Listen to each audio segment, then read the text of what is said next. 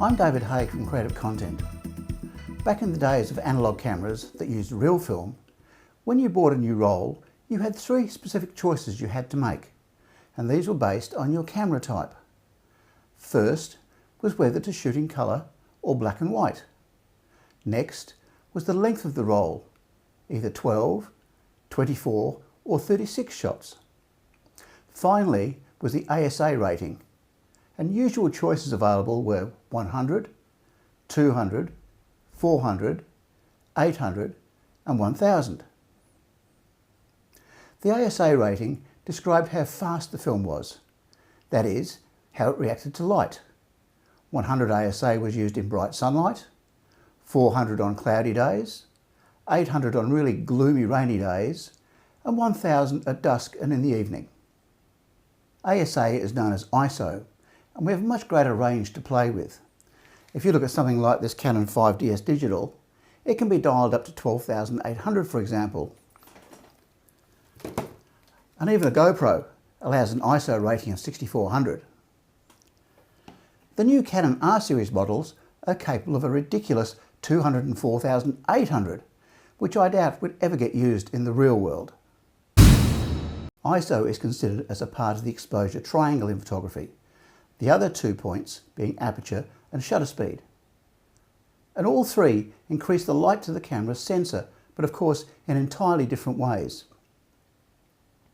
It is important to know that as the ISO increases, so does the amount of noise getting into your image. Now, noise is a random variation of brightness and colour in an image.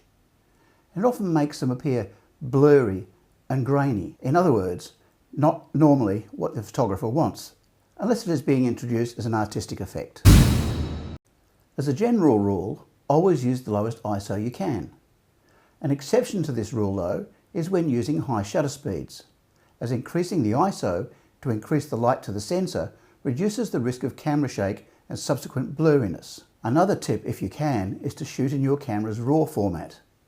This allows you to rectify an incorrect ISO in post-production using something like Adobe Lightroom. I hope this quick explanation of ISO helps you out.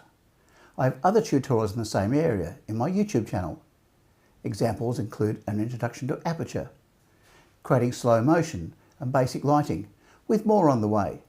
I have other tutorials too covering the basics of buying a drone, creating transitions when editing video, and using transparency. Simply subscribe to be notified when new tutorials are available.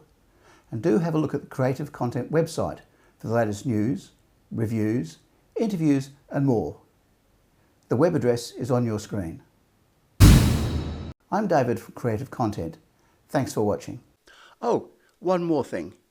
If you use a GoPro or other action type camera, I think you'll like my free 60-page e-magazine. You can download it from my website at www.creativecontent.au and select the option in the menu bar.